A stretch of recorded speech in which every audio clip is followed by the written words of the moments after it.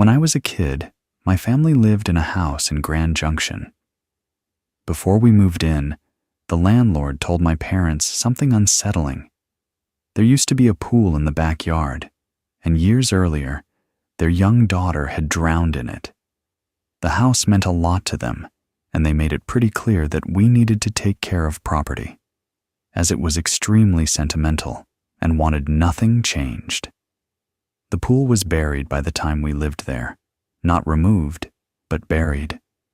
The concrete foundation of the pool was still there. The outline of the pool could be seen because the grass never grew right. At the time, my sisters and I were too young to really understand, so my parents didn't tell us at the time. My parents didn't tell us much and we didn't ask. Still, strange things happened in that house. Things we noticed, but didn't question until much later.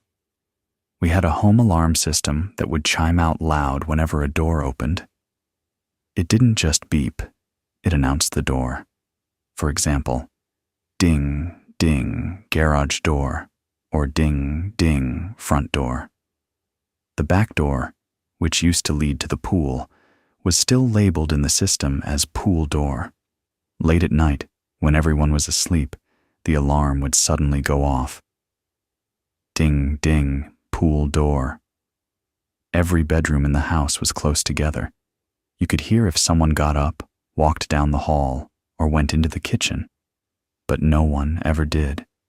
My parents would get up to check, and the back door would actually be open. This didn't happen once. It happened multiple times, always late at night. The same thing happened with the garage door. The alarm would announce it, and again, no one had moved.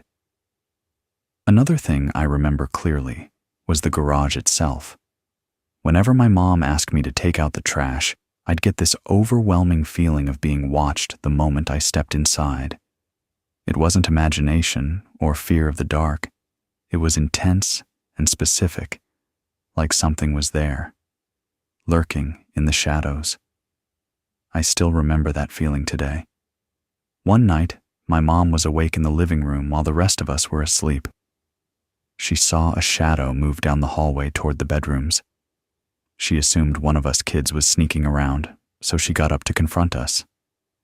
She walked past my room first and saw the shadow go into it. My door was open. Certain she'd caught someone, she walked in and flipped on the light. As a mother, she knew instantly that I wasn't pretending to sleep. I was out. She checked my closet, under my bed, and around the room. No one else was there. Confused, she went to my sister's room, expecting to find one of them awake. Their door was closed, and both of them were asleep too. My sisters shared a bedroom that we later realized was most likely the same room the landlord's daughter had used. Never confirmed, just assumption. At night, they would hear tapping on the wall. It wasn't rhythmic and it wasn't loud, just deliberate. It didn't sound like pipes, the heater, or the house settling. One night, they started screaming for our parents. Over and over they kept saying, "Someone is knocking. Someone is knocking." They were screaming so loud, I woke up and made my way to their room after hearing my parents rush out of their room into my sister's. We could hear it too. My dad always told us it was the heater or the pipes, and because we were kids, we believed him. Years later, when we talked about it again, he admitted the truth. He only said that because we were young. He never had an explanation for the sound.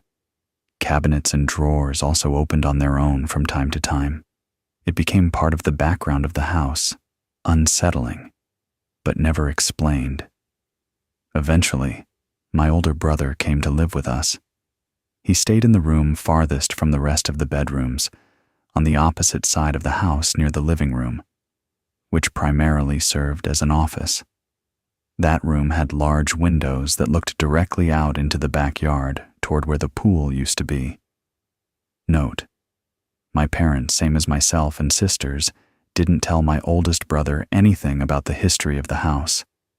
He is 10 to 11 years older than my sisters and I.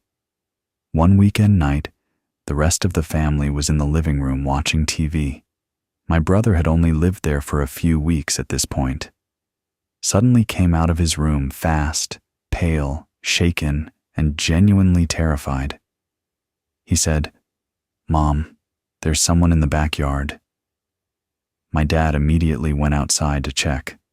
There was nothing there.